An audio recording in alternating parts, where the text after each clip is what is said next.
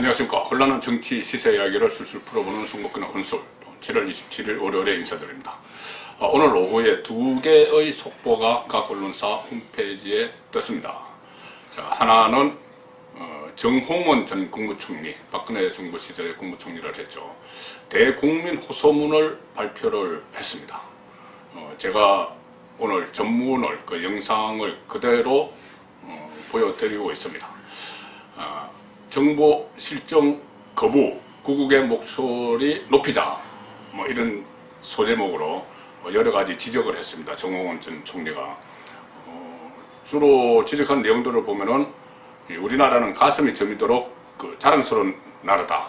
북한이 남침 후에 세계 최빈국이었는데, 가난한 나라였는데, 지난 반세기 동안 세계의 6.6배, 세계 경제가 6.6배 성장할 때 우리는 350배가 성장을 해서 10위권에 우뚝 섰다. 자유민주, 또 걸출한 지도자, 건면, 창의, 도전 이런 국민들로 바로 선 나라가 됐다. 이렇게 이야기하면서 문재인 정부의 포문을 열었습니다. 전 분야가 추락하고 있다. 대통령이 북한 핵을 포기시키겠다고 했는데 지난 3년 동안 한 게 없다. 또 피바람으로 나라를 두 쪽으로 갈라놨다. 전 정부 관료를 포함해서 징역을 선고한 사람이 학계를 하면 100년이 넘는다. 징역 100년이 넘는다. 전 정부 관료들. 전임 대통령들을 3년여 가둬놓은 후진국적 행태를 보이고 있다. 신랄합니다. 저를 지지 않는 분도 국민으로 섬기겠다. 이렇게 침사해서 했는데 모두 거짓이었다. 또 이야기도 했고, 국가 영웅 백선엽 장군을 이야기하죠. 원 무시하고 몹쓸짓 한 사람 박원순은 예우를 한다. 침사에서 유일하게 실현된 것은 한 번도 경험 못한 나라 이것뿐이 없다. 또 문재인 대통령이 헌법 수호 의지 없으면 물러나라. 이렇게 공개 질의를 하고 여기에 답하라. 뭐 이렇게 또 이야기를 했습니다. 그래서 깨어나자. 또 실정을 거부하자. 구국의 목소리 높이자. 이런 이야기를 했고, 특히 국민들의 먹고 사는 문제, 경제 분야에 대해서도 낙제점을 줬습니다. 세계는 경기 호황일 때, 세계가 경기 호황일 때 역주행을 했다. 그래서 21년 만의 최악의 청년 실업을 가져왔고, 지금은 1주택자, 집 한 채 갖고 있어도 세금 폭탄을 맞고 있다. 이렇게 해서 경제마저 대실패했다. 이렇게 지적을 했습니다. 그런데 이 비슷한 시간에 또 하나 속보가 언론사 홈페이지에 올라왔습니다. 근데 저는 이것을 보고, 이것이 속보, 그러니까 급하게 알려야 돼서 속보라고 단 것이 아니고, 좀 어이가 없었어. 이런 말도 한다. 이렇게 해서 속보라고 띄웠구나. 이런 생각을 했습니다. 바로 뭐냐. 문재인 대통령이 오늘 청와대에서 수석보좌관 회의를 주재를 했습니다. 거기서 뭐라고 했냐면은, 코로나 사태 이후에 우리나라 경제 상황, 조금 전에 정홍원 전 총리가 아주 따끔하게 지적을 했죠. 그 경제 상황에 대해서 이렇게 이야기했다고 합니다. OECD, 경제협력개발구 국가, OECD 국가들이 매우 큰 폭으로 성장이 후퇴하고 있는 것에 비하면 우리나라는 기적같은 선방의 결과였다. 기적같은 선방을 했다는 겁니다. 경제 문제에서. 그리고 또 정부와 민간의 노력이 더해진다면 3분기부터 경제 반등에 성공할 수 있을 것으로 전망한다. 이런 이야기도 했습니다. 또 각종 경제 지표도 2분기를 저점으로 6, 7월부터 서서히 회복세를 보여주고 있어서 지금부터가 본격적으로 경제 반등을 이뤄낼 적기다. 자, 서서히 회복세를 보이고 있다고 합니다. 회복세를 보이고 있는지 제가 조금 후에 다시 설명을 드리겠습니다. 그리고 내수와 관련해서는 이미 2분기부터 살아나기 시작했기 때문에 3분기에 더 나아질 것으로 전망한다. 재난지원금에 이어서 대한민국 동행 세일 효과로 비대면 판매는 물론 전통시장과 동네 가게, 백화점 등 전 부문에서 매출이 증가하고 있다.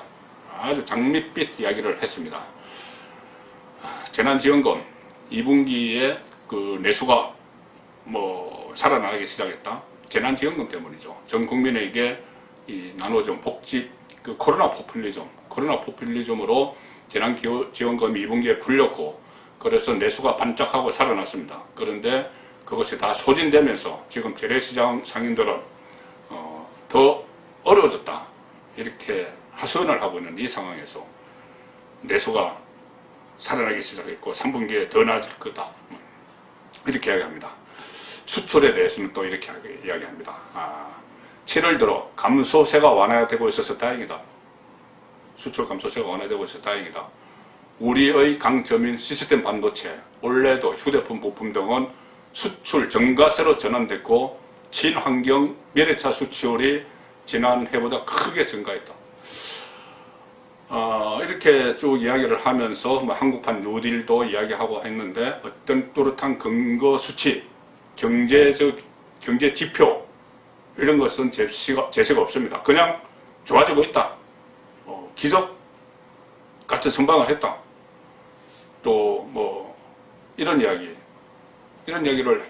했습니다. 이런 이야기를 했는데 지금부터 지금 우리 경제 상황이 그렇지 않다는 걸 제가 증거를, 지표를 가지고 말씀을 드리겠습니다. 제가 불과 3일 전, 지난 금요일에 조간신문을 풀어서 해석하는 조간 딱풀에서 소개해드린 그 기사를 다시 제가 찾아봤습니다. 자, 금요일자입니다. 중앙 7월 24일, 불과 사흘 전, 중앙일보 일면 톱 기사는 마이너스 3.3% 역성장 쇼크, 이거였죠. 제가 다시 보여드립니다. 그날 보여드린 것. 역성장 쇼크. 자, 수출이 좋아지고 있다고 했는데, 2분기입니다. 2분기 마이너스 3.3% 역성장한 거고, 수출이 좋아지고 있다고 했는데, 중앙일보가 각 분야별로 이 하향 그래프를 소개를 했습니다. 제일 밑에 가장 길게 쭉 늘어진 것이, 가장 많이 감소한 것이 수출입니다. 마이너스 16.6%를 기록했습니다. 자, 모든 신문들이 그날 이 경제에 대해서 우려를 쏟아내죠. 거기다 일면 톱으로 다뤘습니다. 동아일보 코로나 역성장 쇼크, 한란 이후 IMF 외환 위기 이후 최저 마이너스 3.3% 기록했다. 자, 이런 기사들이 쏟아져 나왔습니다. 올해 2분기 연속 마이너스 성장을 했고, 한국은행이 전망한 연 마이너스 0.2% 달성도 힘들 거다. 수출 마이너스 16.6%, 수출 좋아지고 있다고 했는데 57년 만에 최대 감소다. 60년대 이후에 최대 감소폭을 보인 것이죠. 매일경제신문, 경제신문이죠. 매일경제신문은 2분기 성장률 마이너스 3.3%, 외환위기 이후 최악, 이렇게 걱정을 많이 했습니다. 그리고 매일신문을 해설한 기사 3면을 보시면은 수출 56년 만에 최악, 쇼크, 제조업, 설비투자, 연쇄 추락, 그리고 문재인 대통령이 3분기부터 좋아질 거다. 근거 없이 이야기를 했죠. 근자감 소리를 또 들을 것 같습니다. 근거 없는 자신감. 자, 매일경제 보시면은, 하단 보시면은 3분기 성장 변수는 코로나 확산, 미중 갈등. 자, 코로나가 지금 또 확산되고 있죠, 세계적으로. 그리고 미중 갈등은, 충돌은 아주 심각해지고 있는 그 상황입니다. 그래서 3분기에 좋아지려면 이런 여건들이 좋아져야 되는데, 이런 여건이 좋지 않은 양대 여건, 코로나, 미국, 중국 갈등 좋지 않기 때문에 계속 경제가 나빠질 거다, 이렇게 다들 전망을 하고 있습니다. 연세대 교수 성태용 교수는 2분기 성장률을 최악으로 끌어내린 주범은 코로나19지만 정부가 급격하게 노동 비용을 올리는 등 정책도 악영향을 미쳤다, 이렇게 분석을 하고 있습니다. 문재인 대통령과 완전히 다른 이야기죠. 코로나19가 오기 전부터 경제 체력을 약화시켰던 최저임금, 근로시간 단축, 이런 경직적인 노동 정책을 지금 수정하지 않으면 어렵다, 이렇게 전문가들이 전망을 하고 있습니다. 전문가 또 제가 한국경제연구원이 26일 보고서를 하나 냈습니다. 2020년 상반기 GDP에 나타난 최근 국내 경제 특징, 이 보고서에 보면은 올해 하반기 이 한국 경제가 눈에 띄는 V자 반등, 홍남기 부총리가 주장을 했죠. 눈에 띄는 V자 반등을 할 것이다. 지금 문재인 대통령의 말도 결국 그겁니다. 기적같이 우리가 선방을 하고 있고 더 이렇게 반등할 것이다 그랬는데 현대경제연구원 보고서는 그게 아니다. 이 장기간 느린 회복 경로를 보일 가능성이 더 크다. 장기간 지금 회복을 보이더라도 느리게 회복할 거다.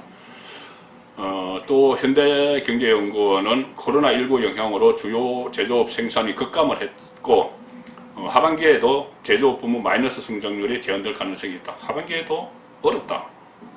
그런데 현대경제연구원이 이렇게 그런 권위 있는 곳에서 이렇게 전망을 하는데 문재인 대통령은 어떤 근거를 가지고 계속 하반기에는 나아진다 이렇게 이야기를 하고 있는지 모르겠습니다.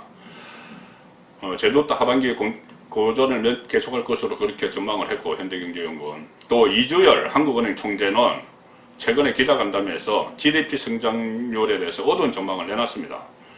지난 5월에 마이너스 0.2%로 낮췄는데 또 올해 성장률 전망치의 추가 하향이 불가피할 것 같다고 이렇게 예고를 했습니다. 코로나19 상황이 악화함에 따라서 경제 성장률이 부정적 영향을 받을 수밖에 없다. 자, 전문가들 전부 이렇게 이야기하는데 문재인 대통령 혼자 가대망상이라는 표현이 좀 심한지는 모르겠지만 지금까지 여태 그런 일들이 너무 많았습니다. 청년 실업이 막 급증을 하는데도 실업률이 취업률이 높아지고 있다 이런 이야기하고 코로나 가장 혼란한 와중에서도 우리가 코로나의 모범국이다. 코로나 대체의 모범국이다. 이런 이야기하고 집값에 대해서도 또 엉뚱한 소리하고 그런 사례들이 상당히 많았죠.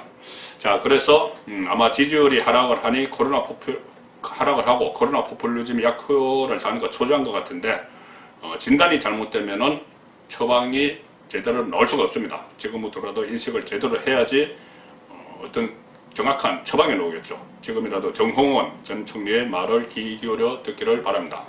송근의 혼술이었습니다.